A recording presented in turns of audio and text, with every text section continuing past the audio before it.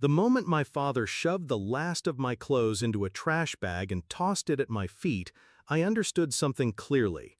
Blood ties mean nothing when money is on the table. We had just buried my grandfather hours earlier. The air still smelled faintly of lilies from the funeral wreaths, and grief still clung to me like a second skin. But for my father, grief had no place.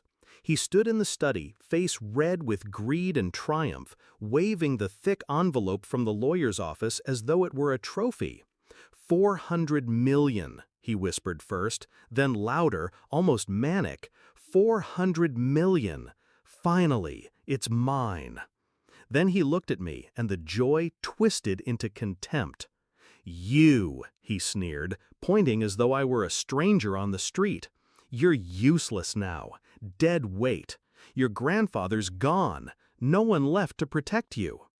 Before I could respond, he grabbed my arm and dragged me toward the door. His grip was iron, his face set with something I'd never seen before, a hunger so deep it made him a stranger.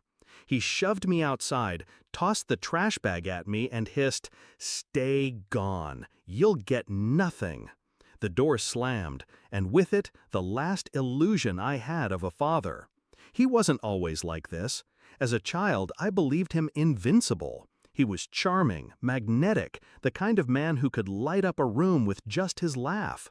But behind closed doors, the mask slipped.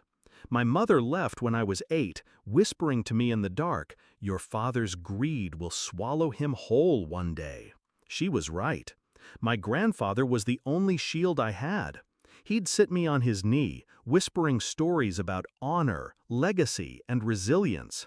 He'd tell me, money doesn't change people, it only unmasks them. At the funeral, I saw it unmask my father completely. The night he threw me out, I slept in my car outside the lawyer's office. I didn't cry, I didn't beg, I just waited. Something in me already knew my grandfather hadn't left this world without one final move. When the lawyer arrived the next morning, he found me leaning against my car, eyes hollow but steady. "You look like him," he said softly, unlocking the door. "Come inside." He slid a folder across the desk, tapping the top page with a pen. "Your father rushed through the papers yesterday, blinded by the big number. He didn't actually read the will."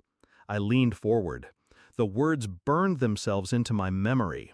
"To my son, I leave temporary stewardship of the estate, contingent upon his behavior. Should he act in malice toward my granddaughter, the fortune transfers entirely to her." The lawyer's eyes flicked up to mine. "He's already violated the clause. Legally, everything is yours." For a moment, I just sat there, not smiling, not crying, just absorbing the weight of justice. Then I whispered, "He threw me out less than 12 hours after you handed him the papers." The lawyer chuckled darkly.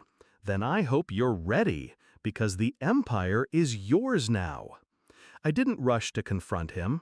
That would have been too easy, too merciful. Instead, I planned, quietly, deliberately. I had the lawyer file the transfer discreetly, freezing accounts, redirecting control of assets, removing his name from everything one signature at a time. It was surgical, precise. Each document was a scalpel, each signature a cut. By the end of the day, my father's fortune was nothing more than numbers slipping through his fingers. And then came the final blow. He was hosting a celebration that night. A grotesque display of new wealth, caterers, champagne fountains, music thundering through the mansion. The house that used to be my home was filled with strangers toasting to his victory. I arrived uninvited.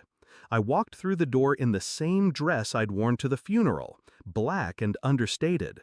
The crowd hushed, murmurs rippling as I made my way to the center of the room. My father's smile faltered when he saw me. "What the hell are you doing here?" I didn't answer. I simply turned to the lawyer beside me who carried the new documents. He cleared his throat, his voice carrying over the music. "Ladies and gentlemen, there's been a correction to the inheritance. Effective immediately, All assets, properties, and holdings belong to the rightful heir, his daughter. Gasps erupted, glasses clinked to the floor. My father's face drained of color, then flushed with rage. "This is a joke," he roared, lunging for the papers. The lawyer stepped back. "Not a joke, a clause. Your behavior triggered the transfer." I finally spoke, my voice calm, but cutting through the chaos like glass. "You said I was useless. But it seems, Father, the only useless one here is you."